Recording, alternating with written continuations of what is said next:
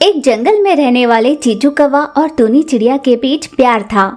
हर रोज की तरह वे दोनों एक ही आइसक्रीम मिल बांटकर खा रहे थे।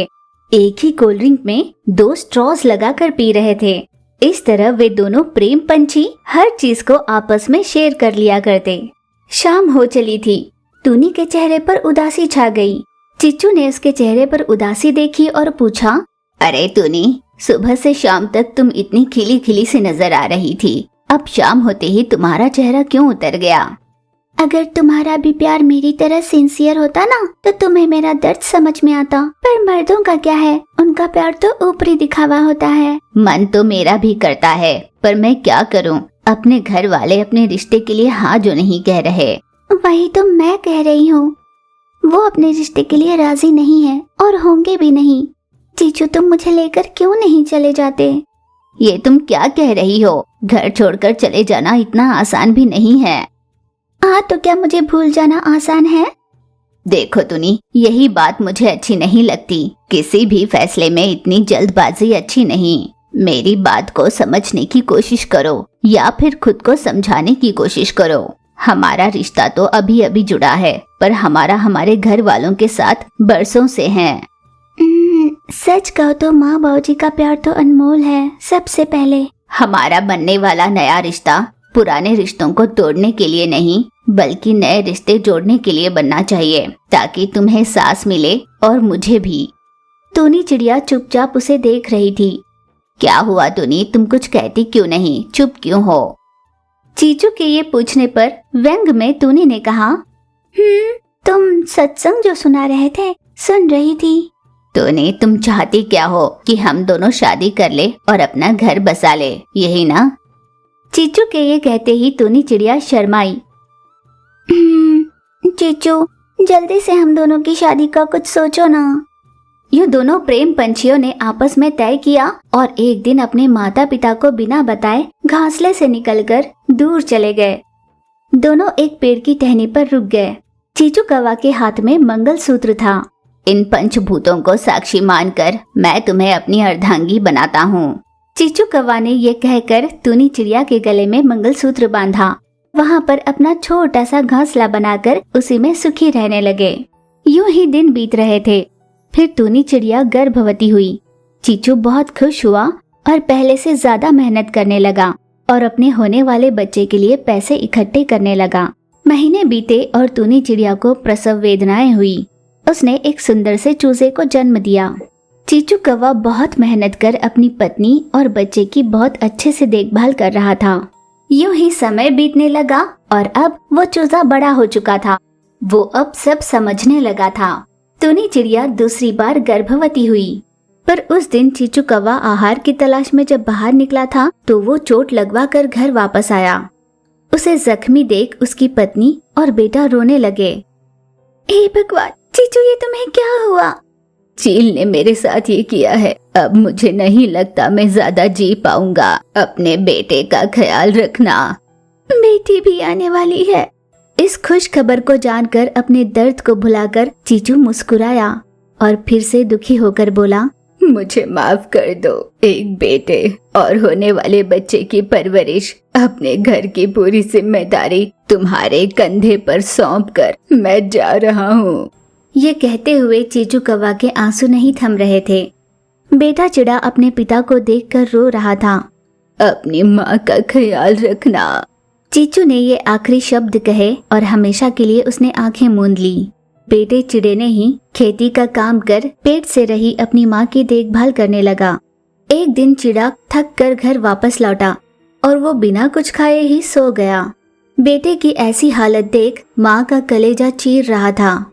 वो अपने बेटे के लिए थोड़ा खाना मिला कर लाई और उसे खिलाने के लिए जगाने लगी। माँ, मुझे भूख नहीं है। अपने बच्चे के भूख को माँ अच्छे से समझती है। तू अपनी माँ के लिए, अपनी होने वाली बहन के लिए दिन रात मेहनत किए जा रहा है। मैंने तुम्हें अपनी कोख में रख कर पाला है। मैं तुम्हारी भूख समझती हूँ। माँ ने आंसू बहाते हुए अपने हाथों से ही बेटे को खाना खिलाया। माँ का प्यार देखकर सही कहते हैं सब कि भगवान हर जगह नहीं हो सकते, इसलिए उन्होंने माँ बनाया। ठीक है, अब खाना खा ले। माँ ने अपने बेटे को पूरा खाना खिला दिया। भूख नहीं है कह रहा था ना, मेरा लाया हुआ सारा खाना खा लिया तूने। माँ की हाथों का जादू ही कुछ ऐसा है। माँ अपने बेटे को खाना खिलाकर तृप्त हुई और वहाँ से चली गई। एक दिन चिड़िया को प्रसव वेदनाएं होने लगी। बेटे ने तुरंत अपनी माँ को अस्पताल में दाखिल किया। माँ ने एक बहन चिड़िया को जन्म दिया। फिर वे तीनों अपने घर लौटे और उस दिन से बेटे ने माँ और बहन की जिम्मेदारी ली और सभी सुखी रहने लगे। एक जंगल में तुनी नाम की गरीब चिड़िया धनवान चील के घर पर रसोई और साफ सफाई का काम करती थी। चील के दिए हुए पैसों से ही एक छोटे से घोंसले में अपनी एक बेटी और बेटे के साथ रहा करती थी। जितना उस चिड़िया के पास था उसी में चिड़िया कोशिश करती कि अपने बच्चों को किसी चीज की कमी न हो और उन्हें पढ़ने के लिए स्कूल भी भेजा करती थी। वो दिवाली का दिन था, फिर भी टूनी चिड़िया काम पर महीचिल के घर जा रही थी।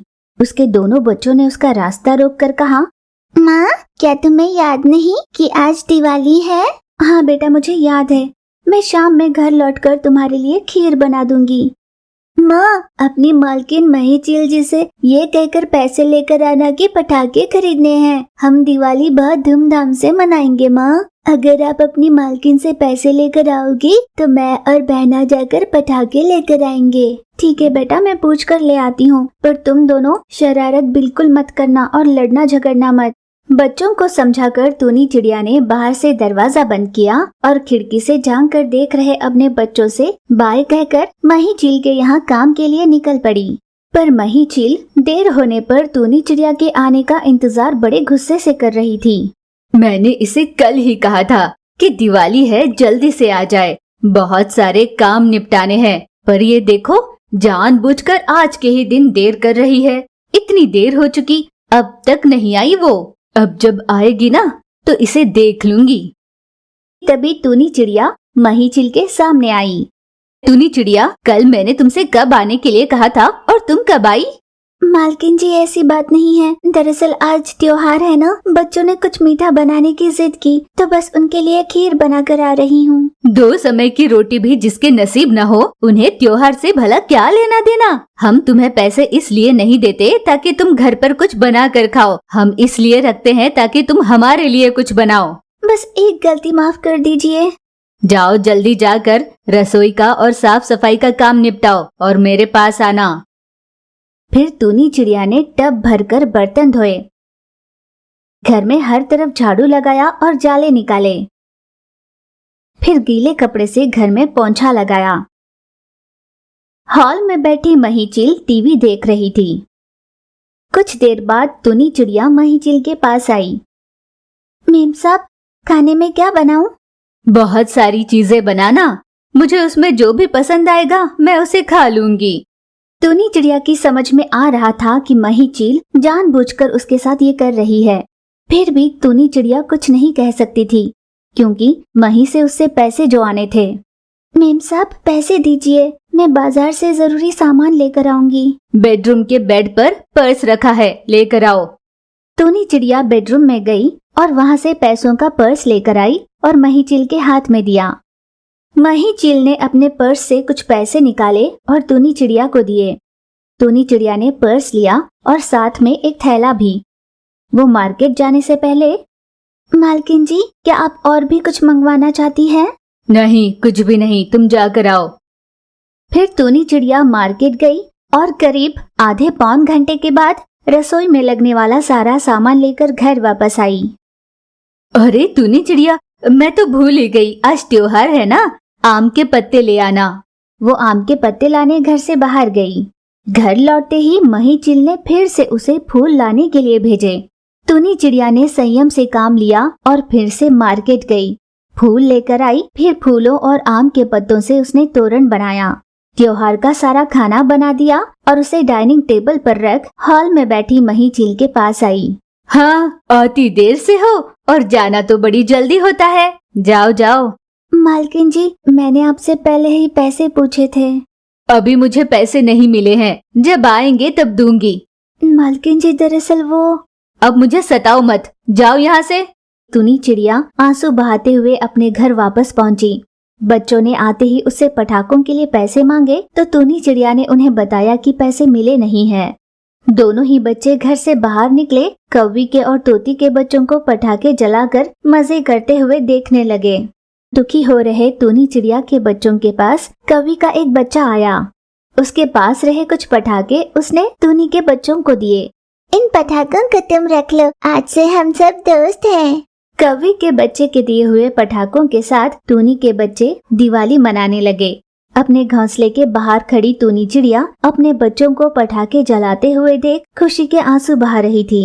यही तो होती है गरीब चिड़िया की दिवाली। ये सोचकर टूनी चिड़िया ने खुशी के आंसू बहाए।